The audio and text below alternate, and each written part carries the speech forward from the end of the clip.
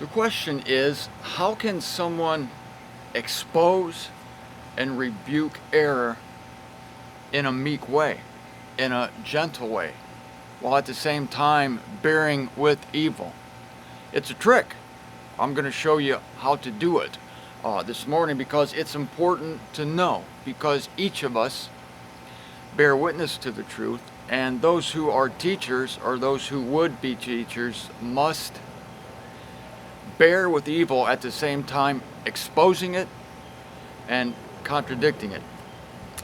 This is what Paul says in 2 Timothy 2:24. Now, I bring this up in light of last week's videos, that we are in this to win. We are in this to take down the enemies of truth, those who would set themselves up against God and against His truth. Of course, we know that the Christian religion does this as an occupation. And I told you last week that those of us in the faith, we're all subject to error. None of us are above making mistakes. We must all check on each other and love one another enough to be able to correct one another. This is important. It's important that no one be above the law, as it were. I use the law here, not in the literal sense, but I speak of the law of the truth. God's word is the final arbiter in all these important discussions, and we should not be discussing things of no consequence. I will only come out against a teaching if it's consequential error. One has to pick one's battles. Now, here's Paul in 2 Timothy 2:24. Now, a slave of the Lord must not be fighting. Isn't that interesting? Because at the same time, Paul tells Timothy to be warring according to the rules. One who is in a war is not concerned about his livelihood, but he pleases one who enlists him. All these war analogies, and yet how is it here that Paul says a slave of the Lord must not be fighting? It's this way. Within the war, you can peacefully conduct an exposure. Within the greater fight, you're not fighting. The fight is truth against error. The fight is not bringing out an antagonistic spirit within you that would belittle or besmirch someone's character. It's all in the interest of correction, of exposure and rebuke. And this can be done without it becoming a fighting spirit. We fight, but without a fighting spirit. Now, a slave of the Lord must not be fighting, but be gentle toward all, apt to teach, bearing with evil, with meekness training. Wait till I show you what training means in the Greek.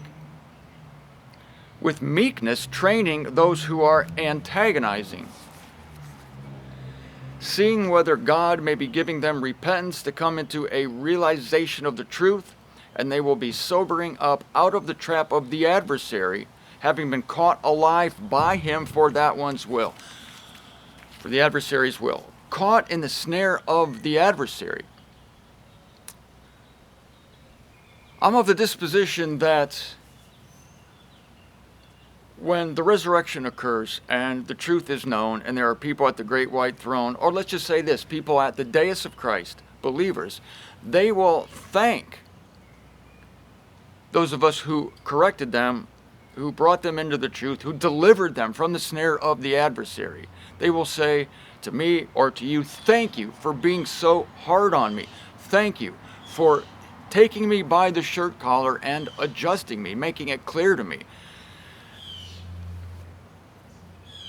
It seems like we have our, foot on some people's throats. Like, get it right, get it right. Well, I would not promote a literal foot on a literal throat or a literal grabbing of the shirt collar, but I do promote taking someone aside as Priscilla and Aquila did with Apollos, and saying, hey, look, you're acquainted only with the baptism of John. That's what Priscilla and Aquila said to that great teacher, Apollos. But there's another baptism you're not aware of.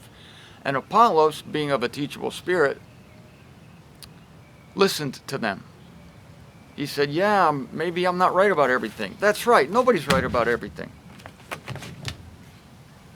All right, the Greek word translated training here, with meekness training, that's what we're supposed to do. We're supposed to, with meekness, train those who are antagonizing. The Greek word is paiduo, and the literal element is to hit. That's what this word means, to hit, to strike. So get this, we are to meekly hit those who are antagonizing. How do you meekly hit someone? Those terms seem contradictory. But alas, they are not. Here's how you do it. I suggested it last week with Jesus Christ. His approach to Pilate, his words in front of Pilate. He meekly told Pilate that he would have no power unless it were given to him from above. You can meekly tell someone that they're completely wrong. Watch, I'll do it now. Excuse me, sir, madam, you're completely wrong. Your theology is in a fatal state of contradiction. And if you don't change your beliefs now, you will suffer the Aeonian extermination of the Lord. I just did it. I was calmly hitting them. I was meekly hitting them. Here's the opposite. Here's the opposite. Here's how you don't do it. This is called aggressively and cruelly hitting someone. Listen here, you stupid son of a bitch. Your theology sucks, and you suck. And you are one of the stupidest people I've ever met. And you've got to change your ways. Look, I can't even explain your brand of stupidity. Your crap is driving me crazy. You see the arm gestures? You see the arm gestures? You see the facial expression? Watch. Your theology is totally wrong. Watch the facial expression. And I'm comparing it to this. Your theology is completely wrong. Notice the difference between your stupid theology. Note the difference between that and your stupid theology. You can use the word stupid. It's a sound word. Paul uses it in Romans chapter 1. It's a word that was refined 7 times by God and passed the test. God said, stupid, you're stupid. Yeah, I'll pass it through 7 times. Yeah, filter it. Yeah, we're going to use it. Stupid. It's a sound word. Many people are stupid. And you tell them that meekly. In the meantime, you bear with evil. Here's how you bear with evil. That's it. I just did it. You take a deep breath. You don't freak out over evil. You bear with evil. How can you meekly hit someone if you're not bearing with them? To not bear with evil is to run away. It's like, there's evil. Oh my God. And you run. Oh, I can't come in contact with evil at all. I can't come in contact with it. These are what you call your snowflakes, the people who cannot even entertain a contradiction, cannot even sit in the same room with an opposer. They're not bearing with evil. So the very fact that you're meekly hitting someone is it's self-evident that you're bearing with the evil. But bearing with evil does not mean agreeing with evil. Bearing with evil does not mean a refusal to correct evil. Man, this makes sense. I love it when I make sense like this. So we're to meekly train, bear with evil, apt to teach. You see, apt to teach. And I got it in my mind to teach. I know I'm going to be considered a pain in the ass by some people, but I just have it in my mind to teach. I'm apt. I just waiting for a teaching opportunity so I can correct people. Well, who do you think you are, that you are set up to correct people? Well, if I have the truth and they don't have the truth, then naturally I'm set up to correct people.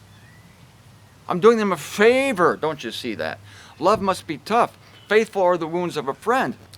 And when these people are standing at the dais of Christ, having been granted Aeonian life, they will look back realizing that Martin Zender, he's the one who gave me the truth. He's the one who corrected my errors, and relatively speaking, he's the reason I'm standing here at the dais instead of standing at the great white throne 1,000 years hence. Ho ho! Yes, I will be thanked by many people in that day for being a tough guy in the truth, but a guy who was gentle in person. You know, Paul said that he was harsh in letter but meek in person. And of course, when you write something, or I'm speaking on this video, I'm not with you face to face, and so I can be tough. But I like to think that I'm consistent, that I'm also tough in person. But people are surprised when they meet me in person because they have this preformed idea about me, this prefabricated opinion that I'm just this radical lunatic exposer and rebuker, and I come in and I'm very nice. I shake everybody's hand. This guy's kind of nice. He's not mean. No, I'm not mean because I meekly hit people. You see, I'm very meek. Now,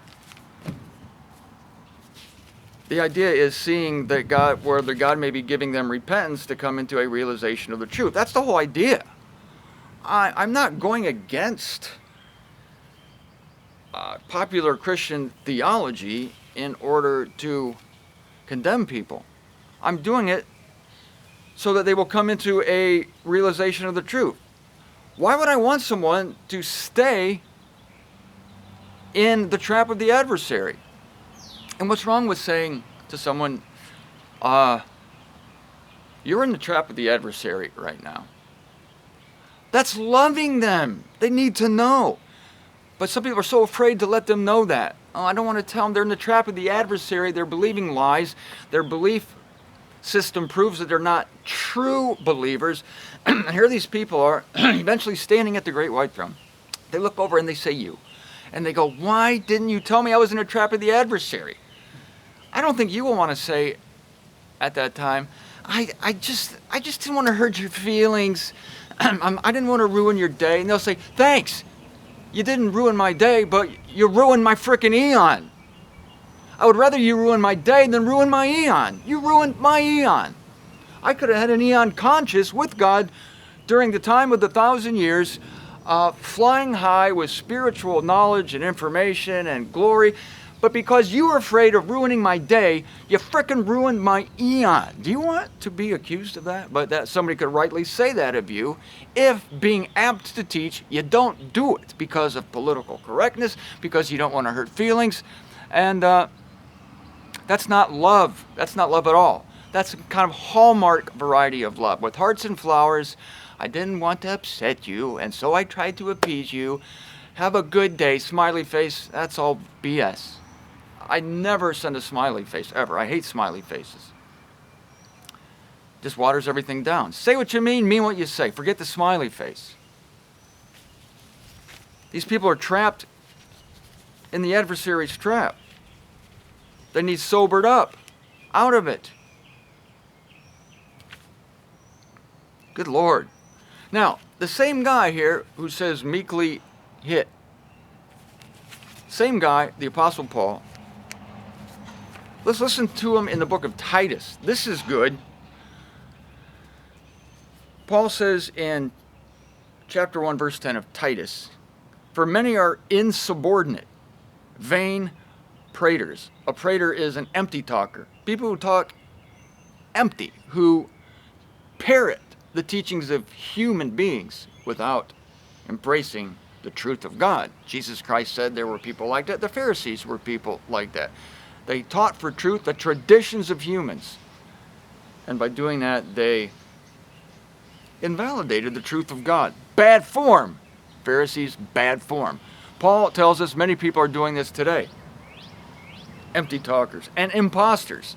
Oh yeah, many people are posing as believers, and they themselves may think they're believers, but they're not believers. All you have to do is poke their theology. Poke it a little bit, see what they really believe. Oh, They believe terrible things. They believe in eternal torment. They believe in free will. They're seeking to establish their own righteousness, Romans chapter 10, and by that they are ignorant of the righteousness of God. Oh, but Martin, they're only ignorant. Give them a break. Sorry, ignorance is deadly. Ignorance is Satan's number one tool. This is what Paul means when he says people are trapped in the trap of the adversary. Satan blinds the apprehensions of the unbelieving so that the illumination of the glory of God does not irradiate them. Listen carefully. Blinds the apprehensions of the unbelieving. They're just not apprehending, Martin. Yeah, they're not apprehending, therefore they're unbelievers. Mick Jagger and the Rolling Stones had it right in their song, Sympathy for the Devil, with the lyric, confusing you is the nature of my game. Yeah, confusing you. That's the nature of Satan's game. Confusion is deadly. We want to bring people out of confusion. In order to do that, we have to, figuratively speaking, grasp them by the shirt collars. Paul's not done here.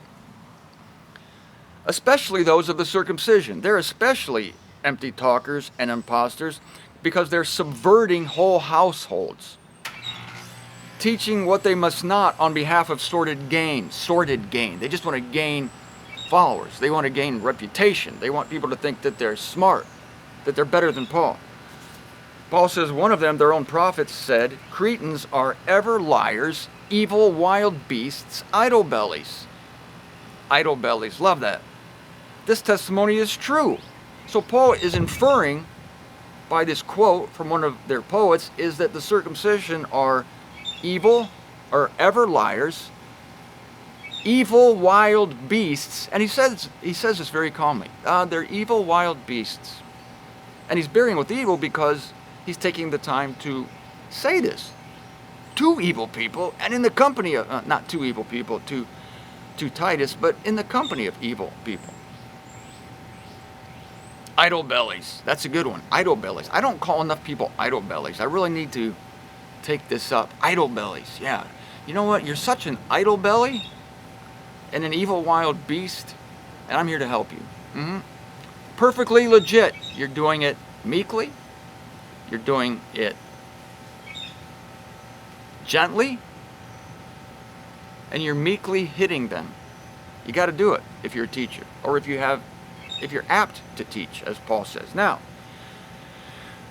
this testimony is true. Verse 13, Titus 1, for which cause be exposing them severely. Paul recommends this, to expose the circumcisionists, and we have our own brand of circumcisionists today. We call them Christians, those who promote works as opposed to grace, those who would mix law and grace. We're to expose them severely that they may be sound in the faith. See, there's an end game here. The purpose is for them to be sound in the faith. That's what we want. We don't want them to die for the eons. And they're going to thank us. Thank God you were tough on me. Why didn't you tell me? That's what they'll say. If we don't tell them.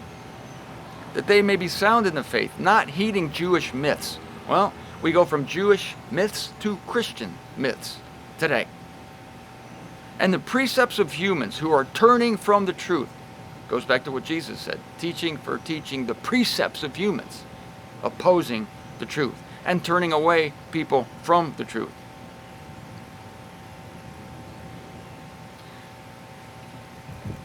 So, I got more to say. I guess I'll say it tomorrow. It is not contradictory to say words like these, to recommend the severe exposing of those who are antagonizing. Call them idle bellies, evil wild beasts. And somebody who believes in eternal torment is an evil wild beast, because eternal torment is evil, wild, and bestial. Those who promote it then are, evil wild beasts. They don't wake up in the morning saying, I'm going to be an evil wild beast today. No. But they are nonetheless. They don't realize it. They need to be made aware of this. They may accept it, they may not. They may crucify you. That's probably generally what they'll try to do. But you will potentially be helping them.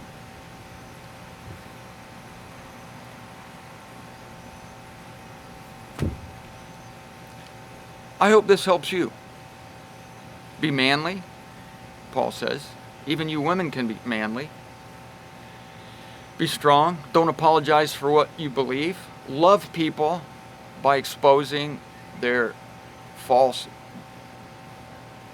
beliefs, because in doing so, you will be freeing them, delivering them from the snare of Satan.